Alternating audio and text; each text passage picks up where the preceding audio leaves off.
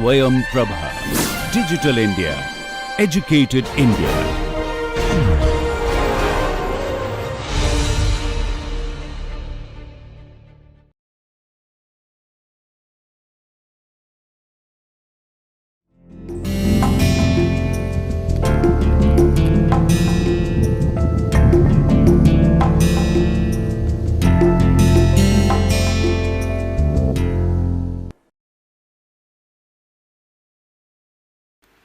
नमस्कार प्रिय छात्रों, मैं आपके सामने एक बार फिर आज उपस्थित हूँ अपने इस कोर्स टाइटल के साथ, जिसका शीर्षक है अप्लाइड साइकोलॉजी यानी व्यवहारिक मनोविज्ञान। और इसका ये आज 23वां सत्र है, लेक्चर नंबर 23। और इसका जो टाइटल है हमारे आज के सत्र का, that is introduction to sport psychology. और आज के अपने इस सत्र में हम एक नए फील्ड की चर्चा करेंगे। मनोविज्ञान की एक जो अलग विधा है, जो एक अलग क्षेत्र है, यानी स्पोर्ट साइकोलॉजी, उसके बारे में हम अपने आज इस सत्र में चर्चा करेंगे और ये समझने का प्रयास करेंगे कि किस प्रकार से स्पोर्ट्स के क्षेत्र में मनोविज्ञान की जो थियरीज़ हैं, जो सिद्धांत हैं, उनका उपयोग होता है और किस प्रकार से जो स्पोर्ट्स साइकोलॉजिस्ट होते हैं वो अपने कार्य को करते हैं और किस तरह से वो प्रोफेशनली साइकोलॉजिकल थियरीज़ का, नॉलेज का, ट्रेनिंग का इस्तेमाल करते हुए जो दूसरे स्पोर्ट्स के क्षेत्र में जो एथलीट हैं या जो इंडिविजुअल्स हैं जो एक्सरसाइज करना चाहते हैं या एक्सरसाइज जो के क्षेत्र में जो अपना जो भी काम करना चाहते हैं, उस सभी में किस प्रकार से मनोविज्ञान का इस्तेमाल होता है और साइकोलॉजिकल प्रिंसिपल्स का इस्तेमाल करते हुए एक खिलाड़ी को एक बेहतर उसकी परफॉर्मेंस को बनाने में किस प्रकार से एक स्पोर्ट्स साइकोलॉजिस्ट हेल्प कर सकता है, या उसको वो किस तरह से उसकी ओवरऑल जो लाइफ है, न सिर्फ उसका स्पोर्ट्स, न सिर्फ उसकी परफॉर्मेंस, बल्कि जो उसकी ओवरऑल लाइफ है उसको किस प्रकार से वो बेटर बना सकते हैं या उसको बेटर बनाने का प्रयास करते हैं। इन सभी पर आज हम एक चर्चा करेंगे अपने इस सत्र में। तो आइए हम अपने इस सत्र में जो सबसे शुरुआती जो बात समझने का प्रयास करते हैं वो है sport and exercise psychologists are interested in helping people to perform better, leading to the achievement of sport, exercise और हेल्थ रिलेटेड गोल्स। अब यहाँ पर जो ध्यान देने वाली बात है वो ये है कि that sport and exercise psychologist, ये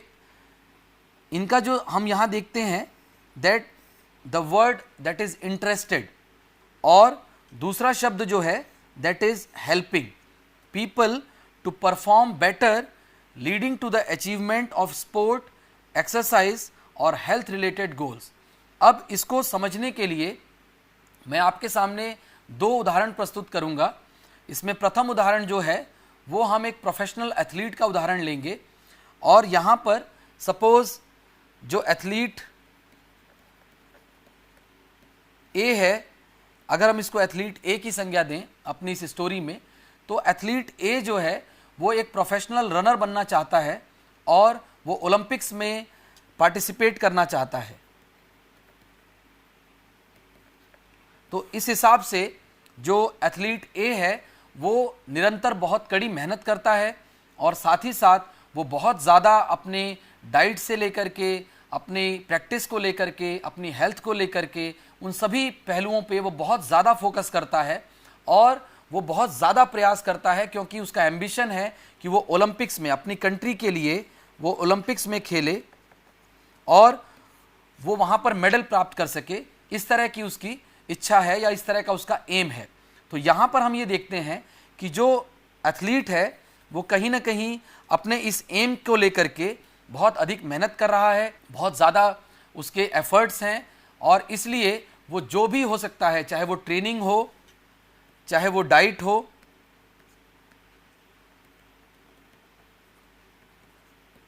वो सभी बातों का ध्यान रखता है और साथ ही साथ वो कंटिन्यूअसली, यानी कि वो फुल डिटर्मिनेशन के साथ वो एफर्ट करता है।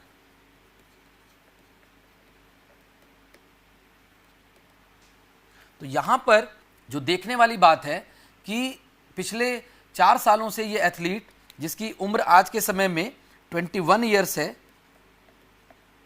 ये एथलीट अपने सभी कार्यों को, अपने लक्ष्य की प्राप्ति के लिए जो जो उससे बन पड़ता है वो सभी कार्य वो कर रहा है। एंड सडनली उसको ये लगता है कि उसको जो उसका कोच है वो उसको ये सलाह देता है कि if you really want to participate और आप मेडल जीतना चाहते हो तो you need to reduce your weight, यानी कि आपको अपना वेट घटाने की ज़रूरत है और साथ ही साथ आपको अपनी डाइट पर भी कंट्रोल करने की आवश्यकता है। अब यहाँ पर इस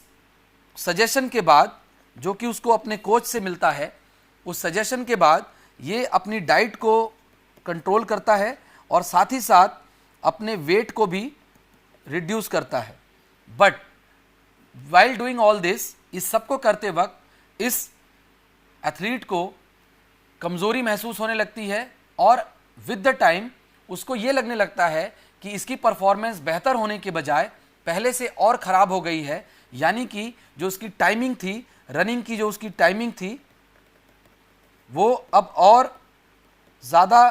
ख़राब हो गई है, यानी वो उसमें इम्प्रूवमेंट नहीं हुआ है और वो ओवरऑल ये फील कर रहा है कि वो अब पहले से बेहतर नहीं है, यानी कि वो जो उसकी प्रिपरेशन थी ओलंपिक्स के लिए, अब वो खुद को उसमें पूरा नहीं पाता है और उसको लगता है कि कहीं ना कहीं किसी न किसी लेवल पे कोई ना कोई समस्या है, जिसकी वजह से वो डाइट के सभी प्लान्स को फॉलो कर रहा है और साथ ही साथ उससे जितना प्रैक्टिस हो सके वो उतनी प्रैक्टिस कर रहा है, बट फिर भी अब कहीं ना कहीं उसको किसी लेवल पे कोई कमी महसूस हो रही है। तो ऐसे में उस इंडिविजुअल को, उस एथलीट को जो सलाह दी जाती है उसके साथी या उसके दोस्त या उसको जिस भी माध्यम से ये पता चलता है कि that he needs to consult an sports psychologist, एक स्पोर्ट्स साइकोलॉजिस्ट को उसे मिलने की ज़रूरत है। और इसके बाद एक दूसरा केस हम देखते हैं, इसी में उसकी चर्चा हम यहाँ पर करते हैं। इस केस में एक वुमेन है हु इज़ 35 ईयर्स ओल्ड, एक वर्किंग वुमेन है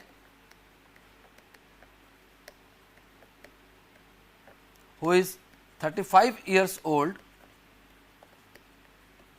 और उसका जीवन में कोई बहुत एथलीट बनने का या किसी पर्टिकुलर प्रोफेशनल स्पोर्ट्स में जाने का कोई उद्देश्य नहीं है, बट उसका जो मुख्य उद्देश्य है वो है to remain fit.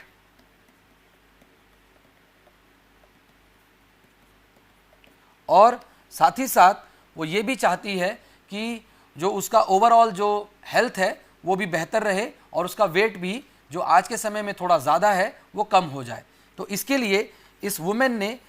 For the last 5 years she is trying to join a gym, यानी कि वो एक जिम को ज्वाइन करना चाहती है और उसने पिछले 5 सालों में ऐसी 8 जिम ज्वाइन की हैं और इस दौरान उसने हर बार हर जिम में जब वो ज्वाइन करती है तो शुरू के कुछ हफ्ते वो जाती है, बहुत मेहनत करती है, प्रयास करती है, but after some time she loses interest, she loses focus और उसको ये लगने लगता है कि जो एक्टिविटी वो कर रही है या जो एक्सरसाइज या जो एफर्ट्स वो कर रही है उससे किसी तरह का उसको कोई बेनिफिट नहीं हो रहा है और कहीं ना कहीं अब उसको ये लगने लगा है कि अब उसके लिए ये कर पाना संभव नहीं होगा और अब वो पूरी तरह से ये उम्मीद छोड़ रही है कि वो अपना वेट घटा पाएगी और फिट हो पाएगी। तो इस तरह की जो ये केस है उसको फिर से किसी ने ये सलाह दी या उसको किसी माध्यम से ये पता चला that she needs to consult an sports psychologist या किसी तरह का कोई एक्सरसाइज साइकोलॉजिस्ट, उसको वहाँ पर उससे मदद लेने की उसको ज़रूरत है। तो यहाँ पर अगेन वो एक स्पोर्ट्स साइकोलॉजिस्ट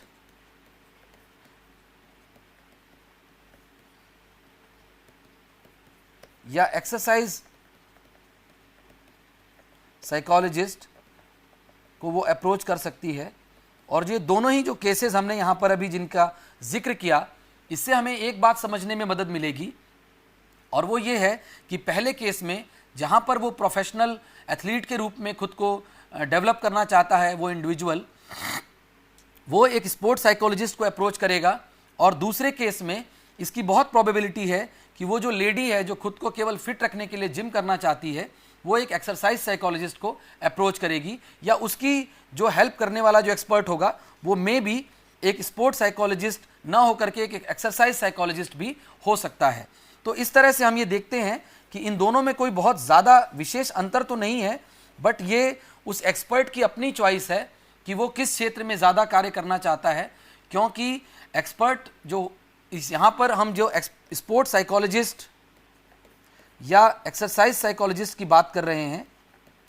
यहाँ पर ये इनकी अपनी चॉइस है कि ये किस फील्ड में कार्य करना चाहते हैं। क्योंकि इस तरह की फील्ड में, स्पोर्ट्स की फील्ड में या एक्सरसाइज की फील्ड में जो लोग एक्सपर्ट बनते हैं, एज ए साइकोलॉजिस्ट जो लोग कार्य करते हैं, उनके लिए एक बहुत बड़ा जो हम कह सकते हैं प्री रिक्विजिट है, जो एक बहुत ज़रूरी कंडीशन है, वो ये है कि इनके पास उस स्पोर्ट या उस एक्टिविटी या जो भी वो एक्सरसाइज है उसकी उनके पास पूरा एक्सपीरियंस होना चाहिए। और ये और भी अच्छा होगा कि यदि वो खुद भी एज ए प्रोफेशनल प्लेयर अगर उन्होंने उस स्पोर्ट्स को कभी अपनाया हो या उस स्पोर्ट्स में कभी पार्टिसिपेट किया हो या कभी एक्सरसाइज के उस क्षेत्र में उन्होंने बहुत ज़्यादा खुद भी पार्टिसिपेट किया हो या प्रयास किया हो, तो ये उनकी समझ को और बेहतर बनाता है। बिकॉज जो भी इस तरह के इंडिविजुअल्स होते हैं जो स्पोर्ट साइकोलॉजी के क्षेत्र में कार्य करना चाहते हैं, उनके लिए जो सबसे ज़रूरी बात है वो है उस स्पोर्ट्स की सभी डिटेल्स को समझना। यानी कि उनके लिए न केवल स्पोर्ट्स साइकोलॉजिस्ट बनने के लिए केवल साइकोलॉजी की अंडरस्टैंडिंग उनके पास होनी चाहिए, बल्कि उस स्पोर्ट्स से रिलेटेड जितनी भी डिटेल्स हैं, उस स्पोर्ट्स के रूल क्या हैं, वो स्पोर्ट्स कैसे खेला जाता है, उसको उस स्पोर्ट्स के लिए क्या क्या एबिलिटीज़ ज़रूरी हैं, किन बातों का ध्यान रखा जाना चाहिए, कौन कौन सी उसमें समस्याएं आती हैं, किस तरह के चैलेंजेस उस स्पोर्ट्स से रिलेटेड हैं, किस तरह की उसमें डाइट की आवश्यकता हो सकती है, किस तरह के एफर्ट की उसमें आवश्यकता होती है, कितनी ज़्यादा उसमें ट्रेनिंग की आवश्यकता है। तो इस प्रकार के जितने भी छोटे छोटे पहलू हैं उस स्पोर्ट्स से रिलेटेड, वो कितना स्किल बेस्ड स्पोर्ट है या कितना वो ज़्यादा ट्रेनिंग और एनर्जी उसमें ज़्यादा रिक्वायरमेंट है, इस तरह की जो बारीकियां हैं वो कोई भी एक ऐसा आदमी जिसका उस स्पोर्ट से डायरेक्ट संबंध ना हो वो उसको नहीं समझ सकता, या उसके लिए कहीं ना कहीं वो एक हम कह सकते हैं कि वो केवल थ्योरेटिकली उसके बारे में जान सकता है, बट प्रैक्टिकल नॉलेज उस स्पोर्ट की या उस एक्टिविटी की उसके पास नहीं होगी। तो ऐसे में इस तरह की जो हम कह सकते हैं कि जो डिटेलिंग है वो बहुत आवश्यक हो जाती है। और इसलिए जो स्पोर्ट्स साइकोलॉजिस्ट है वो कहीं ना कहीं पूर्व में उस स्पोर्ट्स से या किसी न किसी तरह की स्पोर्ट एक्टिविटी से संबंध रखते हैं, उन सभी एक्टिविटीज़ के बारे में वो बेहतर जानकारी रखते हैं, एक्सपीरियंस रखते हैं, और उसके बाद वो एज एन एक्सपर्ट खुद को डेवलप करते हैं। यानी with training, with proper education, वो एक स्पोर्ट्स साइकोलॉजिस्ट के तौर पर खुद को एज एन एक्सपर्ट इस्टेब्लिश करते हैं। और उसके बाद वो अपने इस नॉलेज का, अपने इस स्किल का, जो कि स्पोर्ट्स प्लस साइकोलॉजी दोनों की ही उनके पास जो नॉलेज है, जो उनको दोनों ही हम कह सकते हैं कि डोमेन्स की जो उनके पास एक्सपर्टीज़ है, उसको कंबाइन करके वो फिर फर्दर उससे दूसरे लोगों को, यानी जो दूसरे प्रोफेशनल एथलीट्स हैं या चाहे वो लोग हैं जो एक्सरसाइज करना चाहते हैं या अपने आप को फिट रखना चाहते हैं, इस तरह के जितने भी लोग हैं वो उन सभी की नीड्स को वो कैटर करते हैं। और यहाँ पर जो हमने जिस शब्द को हमने हाईलाइट करने का प्रयास किया था, दैट इज़ इंटरेस्टेड। यानी कि इस तरह के जो लोग हैं they are basically self motivated to provide services in this area. और यहाँ पर हमें समझने की ज़रूरत ये है कि जैसे साइकोलॉजी की और अन्य जो विधाएं हैं या जो और फील्ड्स हैं, जैसे क्लिनिकल साइकोलॉजी की फील्ड हो गई या एजुकेशनल साइकोलॉजी की फील्ड हो गई या और जितनी भी साइकोलॉजी की फील्ड्स हैं, चाहे वो ऑर्गेनाइजेशनल साइकोलॉजी की फील्ड हो, तो इस प्रकार की बहुत सी फील्ड्स हैं साइकोलॉजी की जहाँ पर हम ये देखते हैं कि वहाँ समस्याएं आती हैं, उसके बाद उसके निवारण के लिए या किसी तरह के इंटरवेंशन के लिए यूजुअली साइकोलॉजिस्ट को या एक्सपर्ट को हम कंसल्ट करते हैं।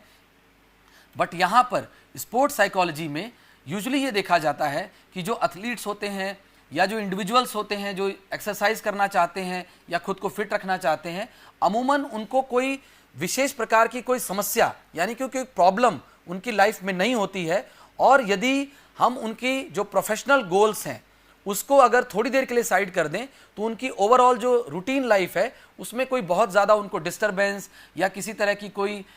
इमीडिएट समस्या उनको नहीं होती है। तो इस वजह से इस तरह के जो लोग होंगे उनको किसी भी स्पोर्ट्स साइकोलॉजिस्ट के पास जाने की उनके पास इमरजेंसी नहीं है, यानी कि वो वहाँ पर केवल अपनी इच्छा से जाएंगे। वहाँ पर जाने का उनका जो उद्देश्य होगा वो होगा अपना बेटरमेंट, यानी कि जो उनकी परफॉर्मेंस है उसको और एनहांस करने के लिए। तो ऐसे में जो उनकी डिमांड होगी या उनका जो हम कह सकते हैं उस एक्सपर्ट से उनकी जो एक्सपेक्टेशन होगी वो बिल्कुल अलग होगी, क्योंकि यहाँ पर वो कोई समस्या लेकर के नहीं जा रहे हैं, बल्कि यहाँ पर उनका उद्देश्य है खुद को और बेहतर बनाना एज एन एथलीट और as an individual who wants to do exercise to remain fit. तो इस तरह से हम देखते हैं कि ये जो पूरा एरिया है यहाँ पर जो अप्रोच है वो बिल्कुल डिफरेंट है from other areas of psychology. इसलिए जो स्पोर्ट्स साइकोलॉजिस्ट इस क्षेत्र में कार्य करते हैं उनके लिए भी ये बहुत ज़रूरी है कि वो यहाँ पर ये अपनी जो उनकी हम कह सकते हैं कि जो उनकी रिस्पॉन्सिबिलिटी है वो उसको समझें, और यहाँ पर उनका जो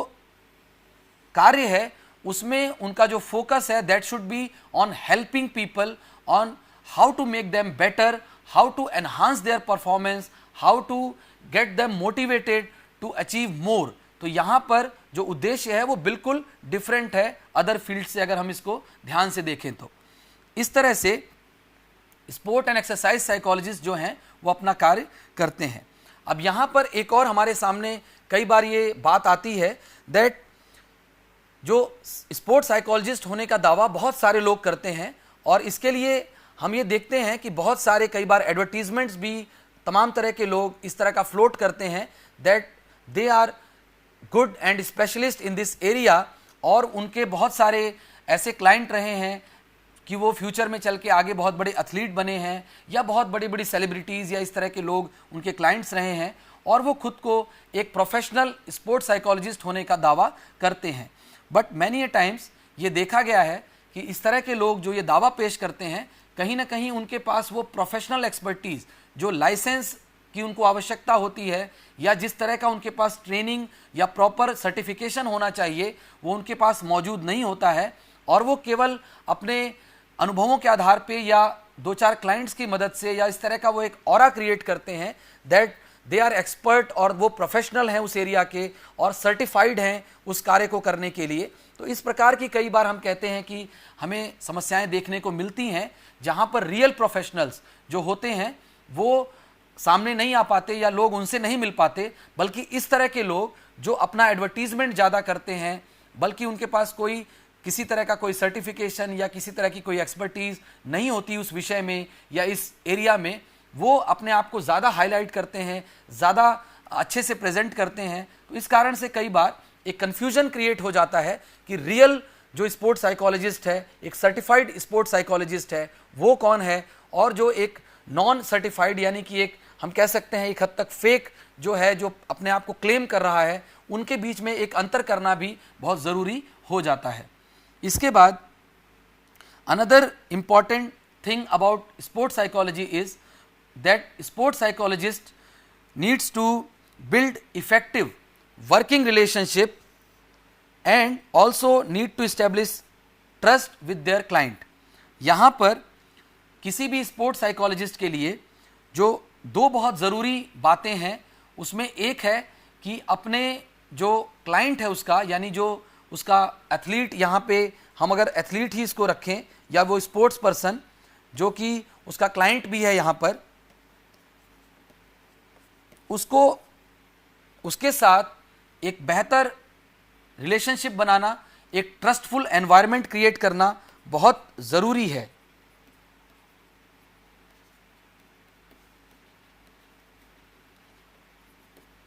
क्योंकि यहाँ पर ट्रस्टफुल एनवायरनमेंट इसलिए क्रिएट करना बहुत ज़रूरी है बिकॉज अगर हम देखें तो जो एथलीट है वो ऑलरेडी उस स्पोर्ट्स को अच्छे से खेल रहा है, वो एक प्रोफेशनल है और वो ऑलरेडी उसके पास गेम के स्किल्स से रिलेटेड उसके पास कोचेस होते हैं और उसकी डाइट से रिलेटेड डाइटिशियंस होते हैं, या फिर कहीं ना कहीं उसकी जो फिजिकल स्ट्रेंथ है उससे रिलेटेड उसके पास फिजियोलॉजिस्ट या इस तरह के एक्सपर्ट्स भी उसके पास एक्सेस होता है। तो यहाँ पर जो स्पोर्ट्स साइकोलॉजिस्ट होगा उसका जो सबसे प्रमुख हम कह सकते हैं कि जो कंट्रीब्यूशन यहाँ पर होगा, that will be on the psychological part, यानी कि उस एथलीट के साइकोलॉजी को समझना, वहाँ पर उसको एनहांस करने के लिए क्या किया जा सकता है, उसको और बेटर बनाने के लिए क्या किया जा सकता है। अगर हम इसको सिंपल वे में कहें, that any athlete should be ready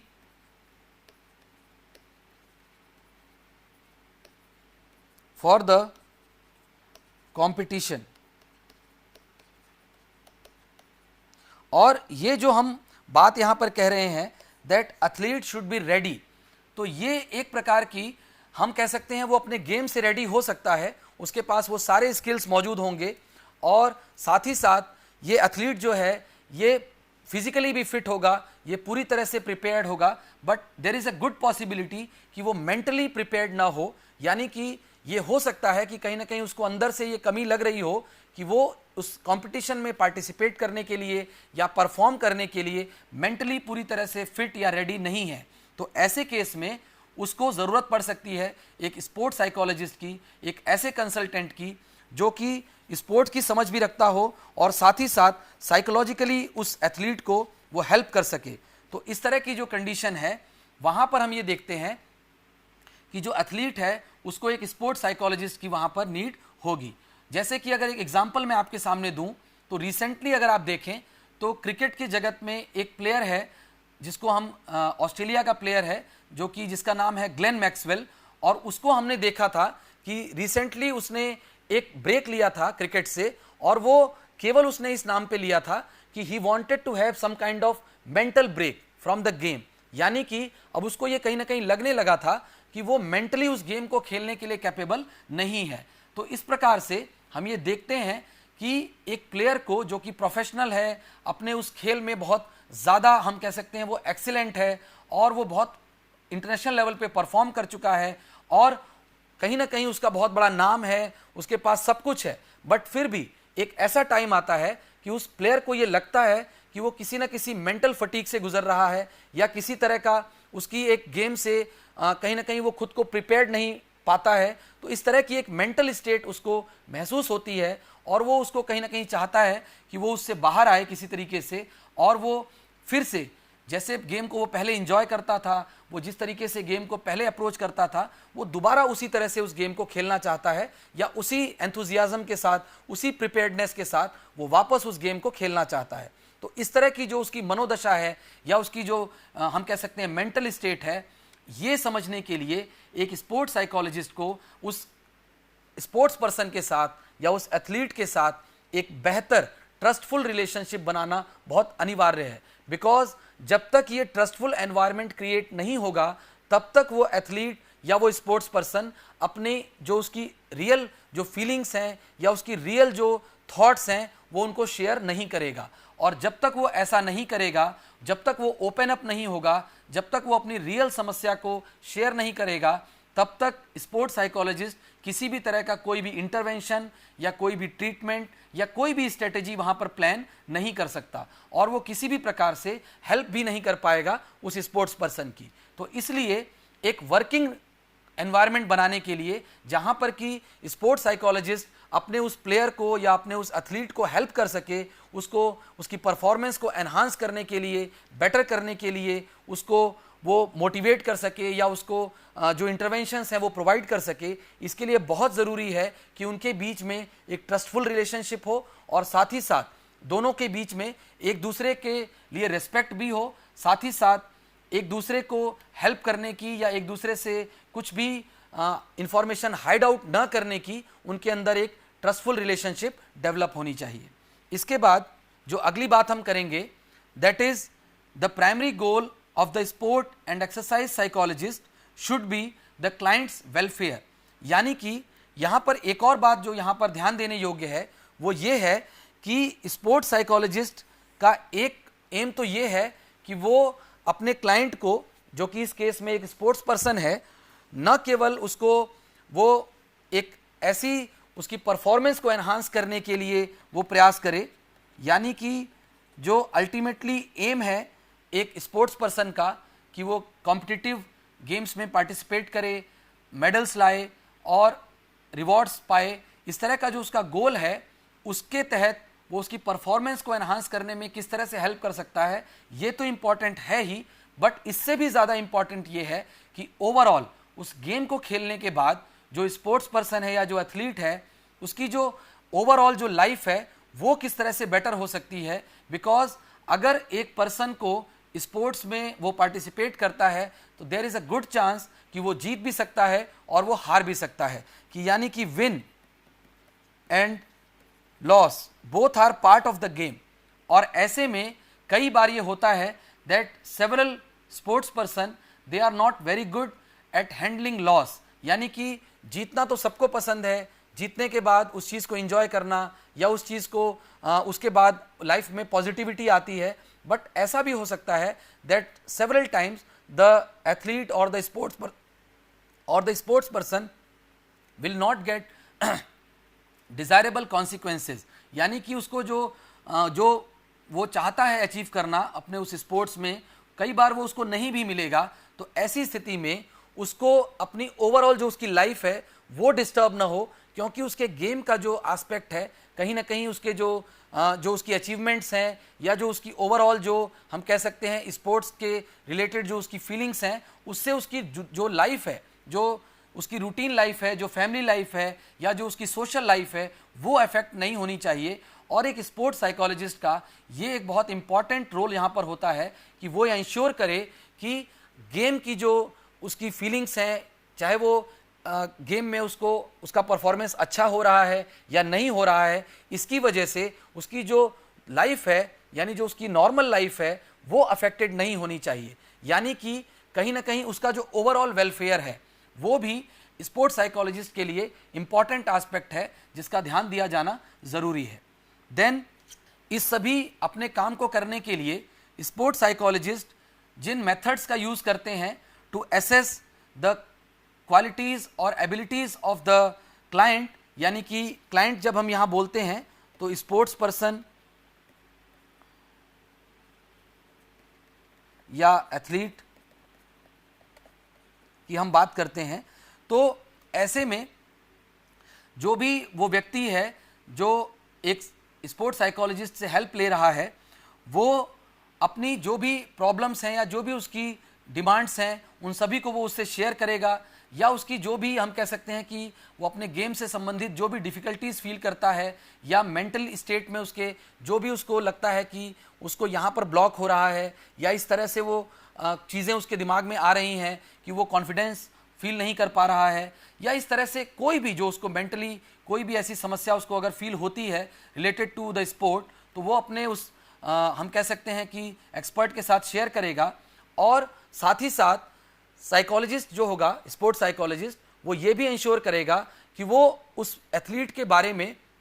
जितनी भी बेसिक डिटेल्स हों उनको निकाले with the help of various psychological test, जो कि एक सेल्फ रिपोर्ट क्वेश्चनेयर के तौर पर भी वो वहाँ पर यूज़ कर सकता है। और साथ ही साथ वो उसके साथ बातचीत करके, उसको ऑब्जर्व करके और उसके कोचेस से बात करके, उसकी फैमिली मेम्बर्स से बात करके, उसकी जो और डिटेल्स हैं related to the personality, motivation, emotional जो उसकी कैपेसिटीज़ हैं, उन सभी के बारे में वो वहाँ पर जानने का प्रयास करेगा। तो इस तरह से वो जितनी ज़्यादा डिटेल्स वहाँ पर उसके बारे में इकट्ठी करेगा, उसकी इंफॉर्मेशंस उसके पास होंगी, उसके बेसिस पर ही वो अपना असेसमेंट कर पाएगा और उसी के बेसिस पर वो किसी भी तरह का कोई इंटरवेंशन या कोई स्ट्रेटेजी वहाँ पर प्लान करेगा, सो दैट कि वो प्रोफेशनल एथलीट जो है उसकी ओवरऑल परफॉर्मेंस को एनहांस किया जा सके। इसलिए यहाँ पर कई बार जो सेल्फ रिपोर्ट टेक्निक जो यूज़ की जाती है उसके कई बार अलग मायने भी होते हैं, और यहाँ पर एक स्पोर्ट्स साइकोलॉजिस्ट को ये ध्यान देना उसके लिए ज़रूरी है कि जो टेक्निक वो यहाँ पर यूज़ करने जा रहा है वो उससे जो इन्फॉर्मेशन निकल कर आ रही है वो कितनी सही है। यानी कि जो सेल्फ रिपोर्ट टेक्निक है उस पर बेस्ड होकर के वो किस तरह से अपना जो इंटरवेंशन है या जो अपनी स्ट्रेटेजी है उसको कितना वो उस पर बेस होकर के बना सकता है। Because there is a good possibility कि जब वो अपने क्लाइंट से कुछ क्वेश्चनेयर्स भरवाएगा या उनसे कुछ सेल्फ रिपोर्ट्स लेगा, सपोज अगर हम उसमें एक क्वेश्चन की बात करें कि how confident you feel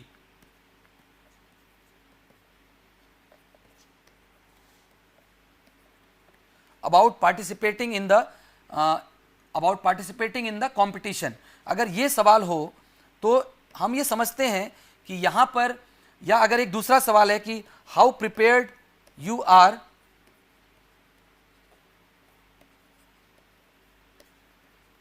mentally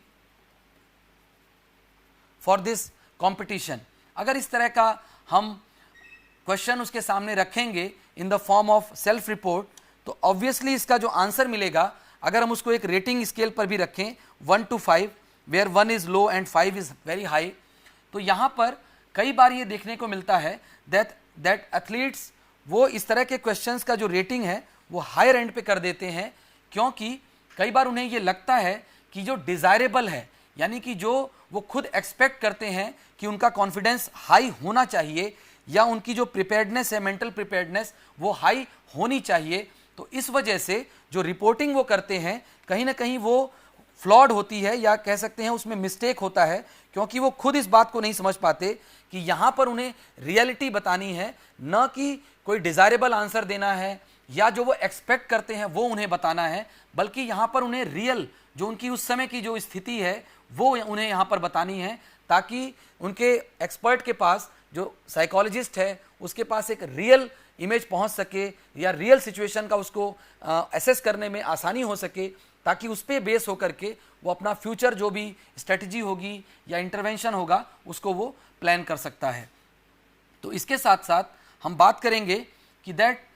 जो स्पोर्ट्स साइकोलॉजिस्ट होता है उसका अपना भी कुछ पर्सनल ओपिनियन होता है, कुछ उसकी पर्सनल बिलीव्स होती हैं, कुछ उसकी पर्सनल इंक्लिनेशंस होती हैं, और उसका अपना भी एक प्रेफरेंस होता है towards any kind of psychological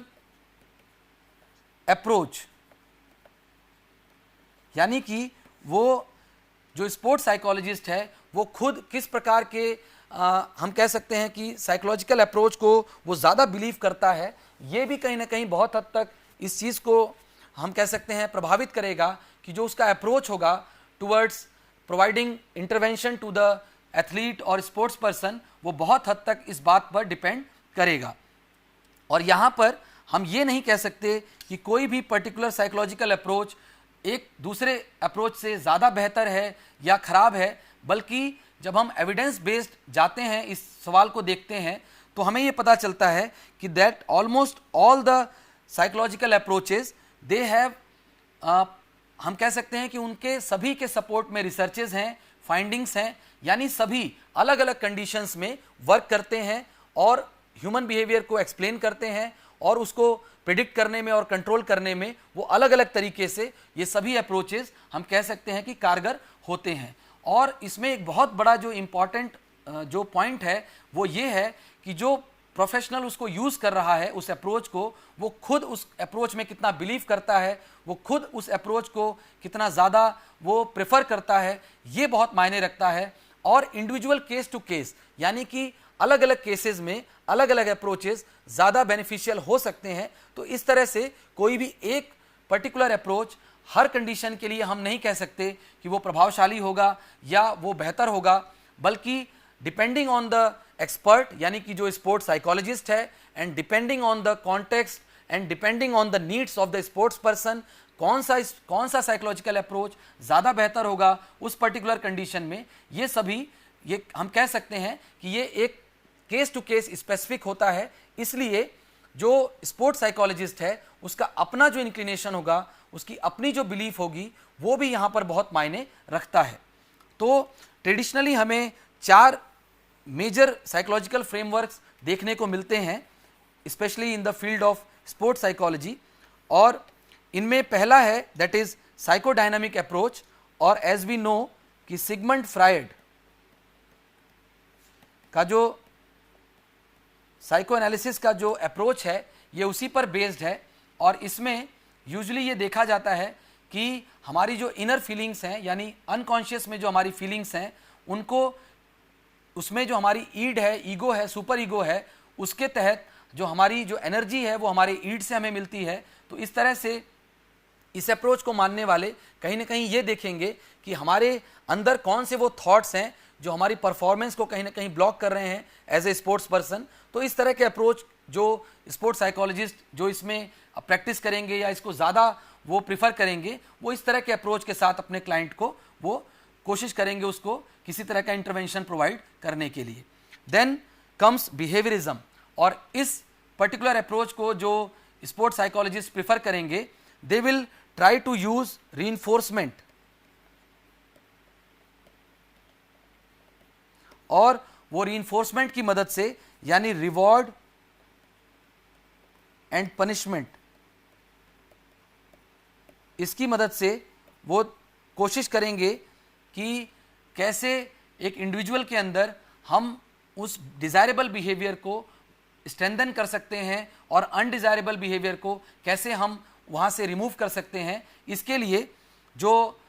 psychologist होगा या जो स्पोर्ट्स साइकोलॉजिस्ट होगा वो इस अप्रोच को भी यूज़ कर सकता है। देन कॉग्निटिव अप्रोच, और यहाँ पर जो फोकस है that is totally on the mental processes, यानी जो इंफॉर्मेशन प्रोसेसिंग हो रही है उस एथलीट या स्पोर्ट्स पर्सन के अंदर वो किस तरह से हो रही है, और जो उसके वेरियस कॉग्निटिव प्रोसेसेस हैं वो किस तरह से काम कर रहे हैं, और उसके थॉट्स में किस तरह के चेंजेस करने की ज़रूरत है या किस तरह के अप्रोच को वहाँ पर यूज़ करने की ज़रूरत है। तो इस तरह का जब अप्रोच होता है then it comes under cognitive approach. And finally humanistic approach. तो ह्यूमनिस्टिक अप्रोच में जो हम ये देखते हैं कि हर इंडिविजुअल के अंदर कुछ पोटेंशियल्स हैं और उस पोटेंशियल को अचीव करने के लिए उसे एक फेवरेबल एनवायरनमेंट प्रोवाइड कराए जाने की ज़रूरत है। तो इस प्रकार का जो अप्रोच है ह्यूमनिस्टिक अप्रोच, इसको फॉलो करने वाले जो स्पोर्ट्स साइकोलॉजिस्ट होंगे वो कहीं ना कहीं इस अप्रोच के तहत अपने क्लाइंट की नीड्स को कैटर करेंगे। इसके बाद हम बात करते हैं that it is an individuals inner most belief and values regarding the world and human behaviour that form the foundations of their professional philosophy. जैसा कि हम अभी बात कर रहे थे, किसी भी प्रोफेशनल के लिए यानी एक स्पोर्ट्स साइकोलॉजिस्ट के लिए या जो भी यहाँ पर साइकोलॉजिस्ट है जो इन्वॉल्व है उस स्पोर्ट्स पर्सन के साथ या फिर किसी स्पोर्ट्स एथलीट के साथ, उसके लिए वो किस प्रकार की उसकी अपनी प्रोफेशनल फिलॉसफी है वो बहुत मायने रखेगी। और इसलिए यहाँ पर हमें ये देखना है कि जैसे हम पहले भी चर्चा कर रहे थे कि स्पोर्ट्स साइकोलॉजी खुद किस पर्टिकुलर फिलॉसफी को या अप्रोच को प्रिफर करता है, वो भी बहुत हद तक उसके अप्रोच को या वो कौन सा इंटरवेंशन या कौन सी स्ट्रेटेजी वो यहाँ पर अप्लाई करेगा इस बात पर बहुत हद तक निर्भर करेगा। Then there is another issue that is about measurement, यानी कि यूजुअली जो स्पोर्ट्स साइकोलॉजिस्ट हैं वो अपने एथलीट या स्पोर्ट्स पर्सन की वेरियस साइकोलॉजिकल एट्रीब्यूट्स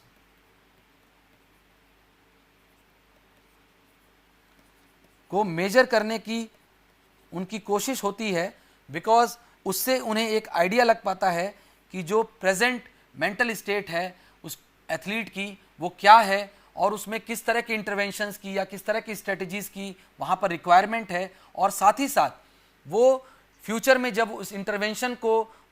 उसका क्या इफेक्ट आया उसको जब वो इवेल्युएट करना चाहेगा देन फर्दर वो अगेन उस साइकोलॉजिकल एट्रीब्यूट को जिसको एनहांस करने के लिए उसने वो स्ट्रेटेजी या इंटरवेंशन वहाँ पर अप्लाई किया था उसको वो इवेल्युएट करने के लिए अगेन वो किसी ना किसी तरह का मेजर वहाँ पर लगाएगा या यूज़ करेगा। तो ऐसे में कौन से मेजर्स वो यूज़ करेगा ये एक बहुत इंपॉर्टेंट क्वेश्चन हो जाता है, बिकॉज जो साइकोलॉजिकल एट्रीब्यूट्स हैं दे आर नॉट विजिबल, यानी कि वो कोई फिजिकल एंटिटी नहीं है जिनको कि हम देख सकते हैं या महसूस कर सकते हैं या ऑब्जर्व कर सकते हैं। फॉर एग्जाम्पल अगर हम पर्सनैलिटी की बात करें या मोटिवेशन की बात करें या इमोशन की बात करें या फॉर अ केस एंजाइटी की ही बात करें,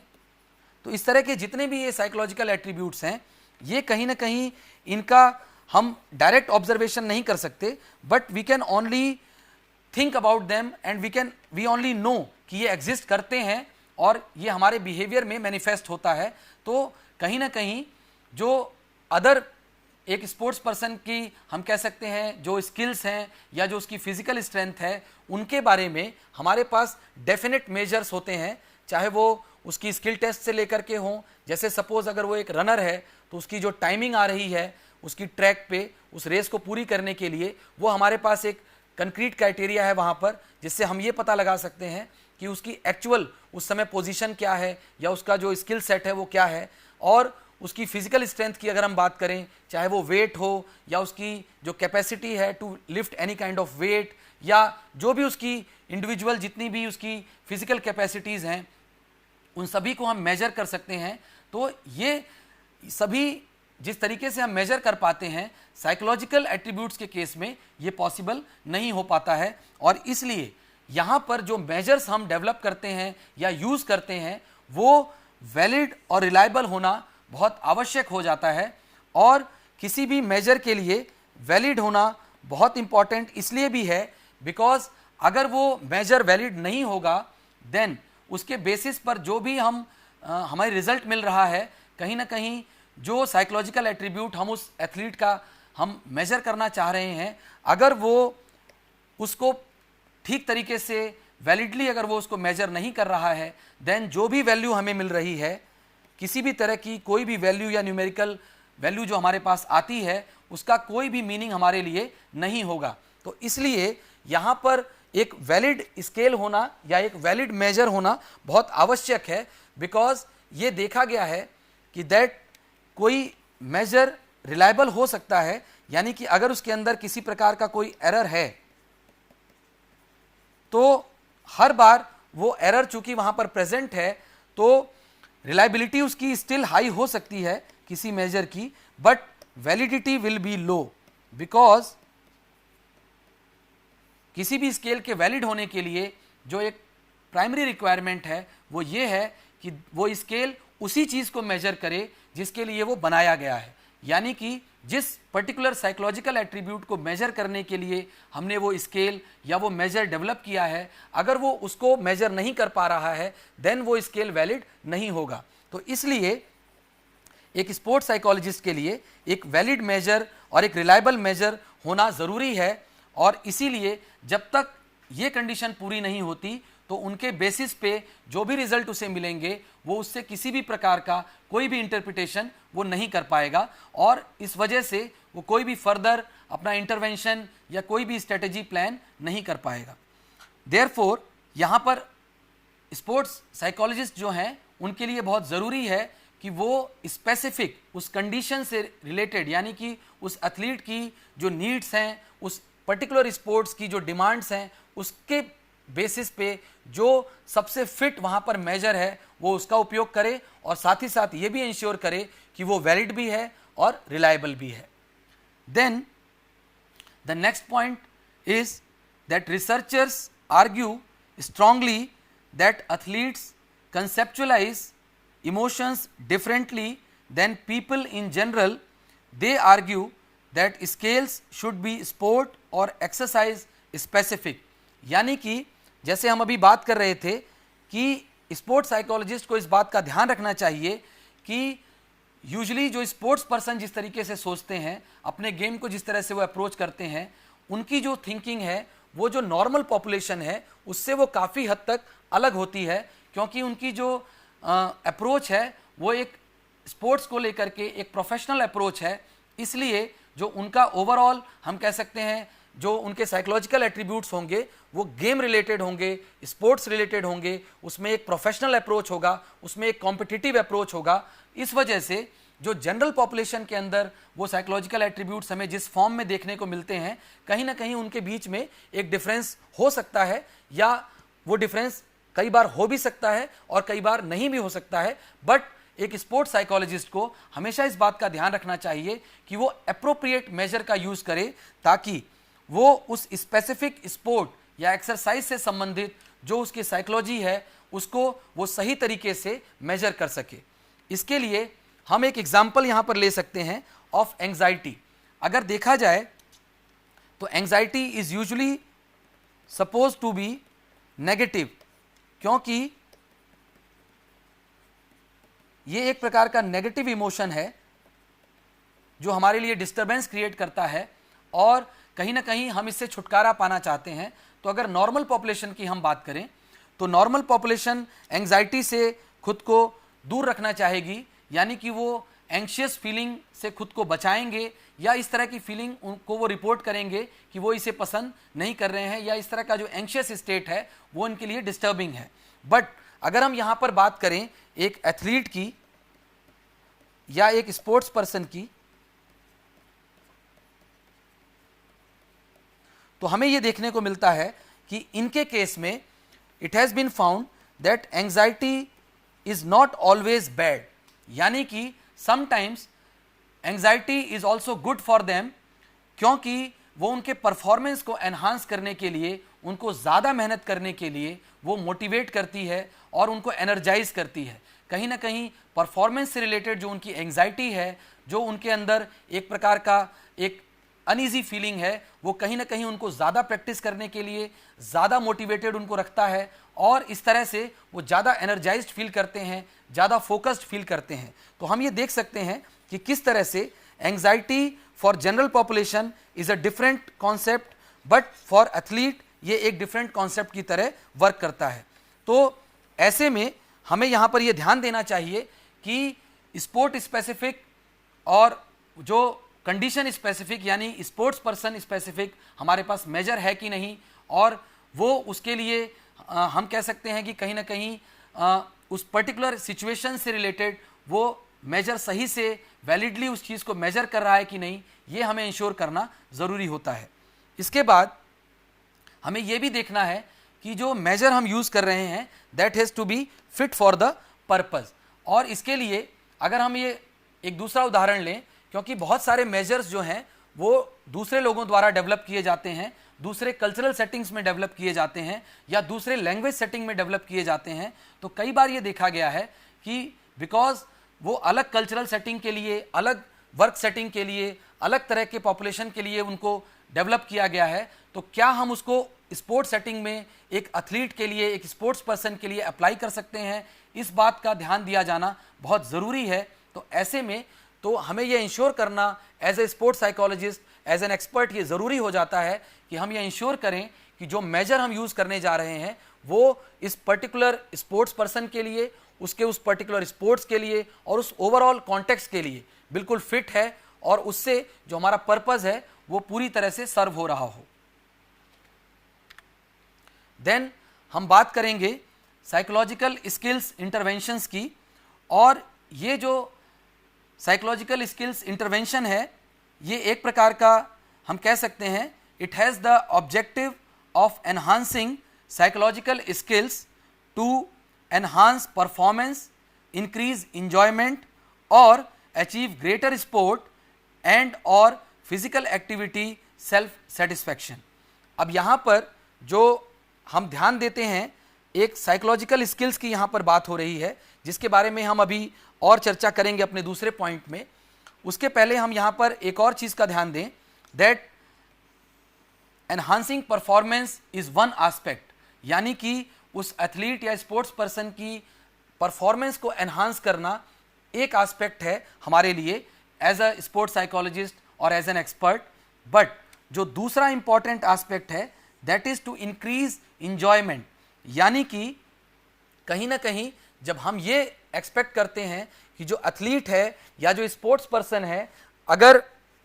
वो अपने उस पर्टिकुलर गेम को या स्पोर्ट को इंजॉय कर रहा है, देन ओनली वो बेहतर परफॉर्मेंस दे पाएगा। बिकॉज अगर हम किसी एक्टिविटी को इंजॉय करते हैं तो जो हमारी मेंटल स्टेट होती है that is relaxed and joyful. तो इस वजह से जब हम ये देखते हैं कि अगर कोई भी एथलीट या स्पोर्ट्स पर्सन उस एक्टिविटी को इंजॉय कर रहा है, उसको करने के लिए वो इंट्रिंसिकली मोटिवेटेड है, देन यहाँ पर उसकी जो ओवरऑल हम कह सकते हैं कि जो परफॉर्मेंस होगी वो ऑब्वियसली बेटर होगी, और साथ ही साथ इसका रिफ्लेक्शन उसकी ओवरऑल लाइफ में, उसकी क्वालिटी ऑफ लाइफ में, चाहे वो उसकी फैमिली लाइफ हो या उसकी सोशल लाइफ हो, उन सभी पे उसका असर दिखेगा। तो यहाँ पर इसको समझने के लिए हम इंट्रिंसिक मोटिवेशन किस तरीके से इंपॉर्टेंट होता है, इसको भी हम एक एग्जाम्पल के साथ यहां समझने का प्रयास करेंगे। इंट्रिंसिक मोटिवेशन से रिलेटेड एक इंपॉर्टेंट स्टडी की गई थी, और उसमें यह देखा गया कि दैट कुछ ऐसे लोगों को वहाँ पर एक स्टडी में पार्टिसिपेट कराया गया जिनको टेनिस खेलना बहुत पसंद था, यानी कि यहाँ पर टेबल टेनिस उनको खेलना बहुत पसंद था। इस तरह के कैंडिडेट्स को इस स्टडी में रखा गया और ऐसे टोटल 100 कैंडिडेट्स को लिया गया और उनको दो ग्रुप्स में बांटा गया। ग्रुप ए जिसमें 50 कैंडिडेट्स थे और ग्रुप बी जिसमें 50 कैंडिडेट्स थे। तो इन दोनों ही ग्रुप्स को अलग अलग समय पर बुलाया गया और एक ग्रुप के लोगों को जब बुलाया गया, यानी जब हम बात करते हैं एक्सपेरिमेंटल ग्रुप की, अगर हम इसको एक्सपेरिमेंटल ग्रुप माने ग्रुप ए को, और जो दूसरा ग्रुप है उसको हम कंट्रोल ग्रुप माने, तो ग्रुप ए को एक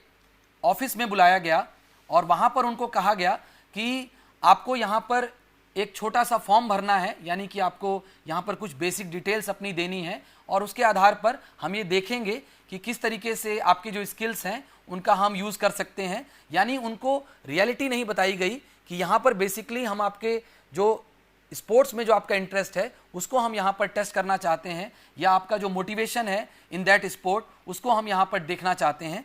और वहाँ पर उस सेटिंग में उनको,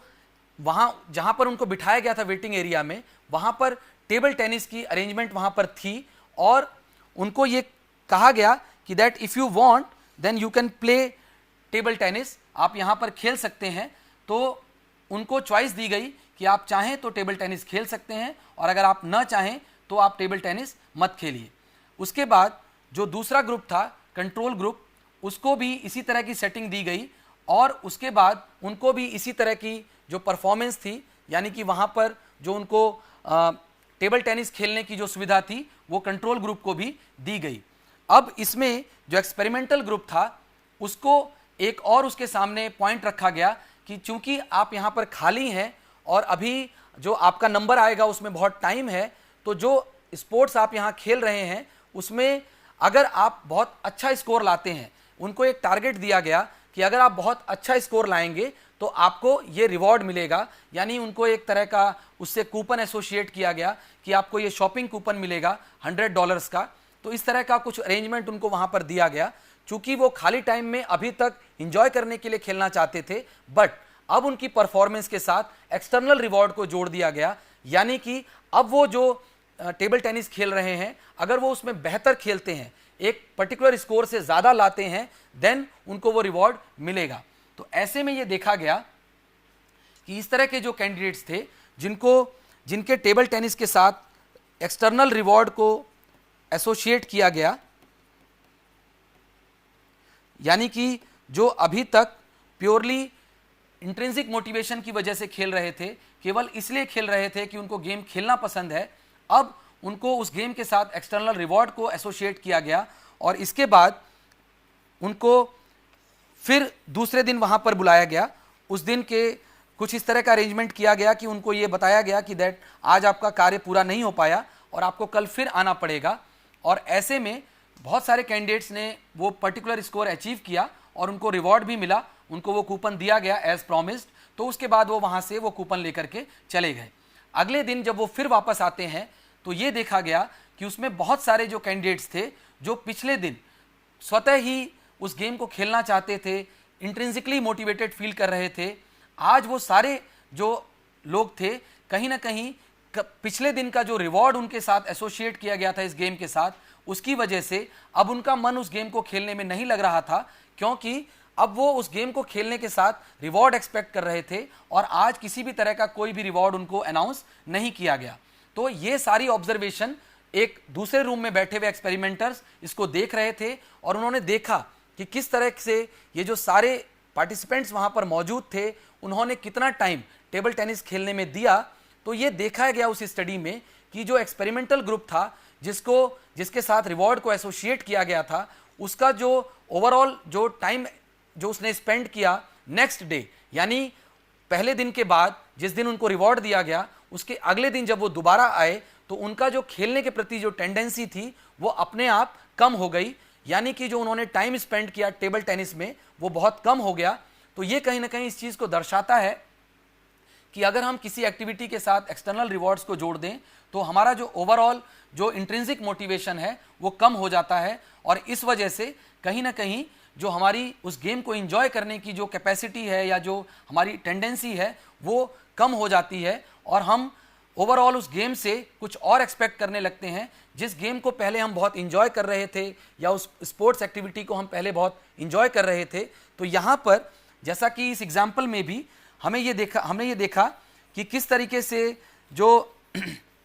एक्सपर्ट है उसके लिए ये इम्पॉर्टेंट है कि वो ये इंश्योर करे कि जो एथलीट है वो अपने गेम को एंजॉय करे, और साथ ही साथ उस इंजॉयमेंट की प्रक्रिया में वो अपने गेम को एनहांस करे, अपनी परफॉर्मेंस को एनहांस करे, और अपने उस स्पोर्ट में वो ग्रेटर अचीवमेंट्स को हासिल करे, और उसके बेसिस पे वो सेल्फ सेटिस्फैक्शन भी उसको मिले। तो इस तरह से जो साइकोलॉजिकल स्किल्स जिनका यूज़ किया जाता है, जिनको फॉर परफॉर्मेंस एनहांसमेंट, उसमें एक है इमेजनरी ट्रेनिंग। उसमें पहला जो साइकोलॉजिकल स्किल है दैट इज़ इमेजरी ट्रेनिंग, और इमेजरी ट्रेनिंग में यूजुअली जो एक्सपर्ट्स हैं वो एथलीट्स को या स्पोर्ट्स पर्सन को इस तरह से उनको मोटिवेट करते हैं, इस तरह से उनको वो ट्रेन करते हैं कि वहाँ पर वो पिक्चराइजेशन करें अपने मेंटल स्पेस में, वो इस तरह की चीज़ों के बारे में सोचें, इमेजिनेशन करें, जिससे उनके अंदर पॉजिटिव एटीट्यूड डेवलप हो, उनके अंदर एक पॉजिटिव फीलिंग डेवलप हो, और स्पोर्ट्स से रिलेटेड जो एंग्जाइटी या जो नेगेटिव फीलिंग उनके अंदर आ रही है या जो लो कॉन्फिडेंस उनके अंदर है वो उसको बहुत हद तक काउंटर करने के लिए वो उनको हेल्प करते हैं। देन गोल सेटिंग, यानी वो उनके लिए रियलिस्टिक गोल सेटिंग में उनको हेल्प करते हैं, ऐसे गोल्स जो कि उनकी हम कह सकते हैं कहीं ना कहीं उनके लिए रियल भी हों और उनके लिए अचीवेबल भी हों, और एक उसको हम कह सकते हैं स्पेसिफिक गोल उनके लिए वहाँ पर डिटरमाइन करने में वो उनकी हेल्प करते हैं। देन रिलैक्सेशन ट्रेनिंग, यानी खुद को कैसे रिलैक्स रखें, खुद के अंदर जो भी स्पोर्ट्स से रिलेटेड जो भी नेगेटिव कॉन्सिक्वेंसेज आ रहे हैं उनसे खुद को कैसे रिलैक्स रखें, या उस तरह के जो नेगेटिव थॉट्स आ रहे हैं उनके बीच में खुद को किस प्रकार से रिलैक्स रखना है, इस तरह की भी वो उनको ट्रेनिंग या साइकोलॉजिकल स्किल्स उनके अंदर एनहांस करने की कोशिश करते हैं। Then attentional control training, activation training and self talk. तो यहाँ पर हम ये देखते हैं कि अटेंशनल कंट्रोल किस तरह से वो अपने अटेंशन को, अपने फोकस को अपने गेम पर बनाए रखें, और जो दूसरे एस्पेक्ट्स हैं जहाँ पर उनको ध्यान नहीं देना है, जिसके बारे में जैसे हो सकता है वो क्राउड नॉइज़ हो या रेफरी का जो बिहेवियर है या और अदर जो बहुत सारे अदर एस्पेक्ट्स हैं गेम के, वहाँ पर ध्यान न दे करके केवल अपनी परफॉर्मेंस पे और अपनी गेम पर ध्यान देना है, इस प्रकार का उनको अटेंशनल फोकस बनाने के लिए उनको ट्रेन करना। देन एक्टिवेशन ट्रेनिंग, यानी खुद को प्रिपेयर्ड फील करना मेंटली, फिजिकली, और गेम के लिए खुद को रेडी हमेशा पाना, इस तरह की जो उनकी एक्टिवेशन ट्रेनिंग है। और साथ ही साथ सेल्फ टॉक, यानी उनको खुद से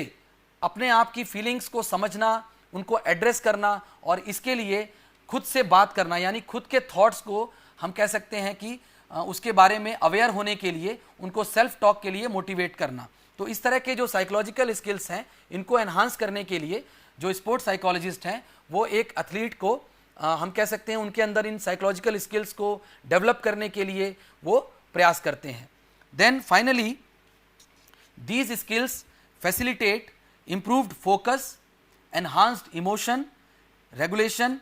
and build confidence and associate with performance, यानी कि ओवरऑल इस तरह के स्किल्स जब डेवलप होते हैं एथलीट के अंदर तो इससे उनका फोकस इंप्रूव होता है, उनका इमोशन रेगुलेशन एनहांस होता है, यानी वो अपने इमोशंस को बेहतर ढंग से समझते हैं, रेगुलेट करते हैं, और अपने से जुड़े हुए लोगों के साथ वो बेहतर ढंग से इमोशनली वो बिहेव करते हैं। एंड फाइनली उनका जो कॉन्फिडेंस है दैट ऑल्सो ग्रोज, और इसके साथ ही साथ जो उनकी ये सारी जो हम कह सकते हैं ओवरऑल जो एनहांसमेंट हो रहा है in terms of focus, emotion regulation and confidence, इसका जो रिफ्लेक्शन है वो फाइनली उनके परफॉर्मेंस में देखने को मिलता है। तो इस तरीके से आज हमने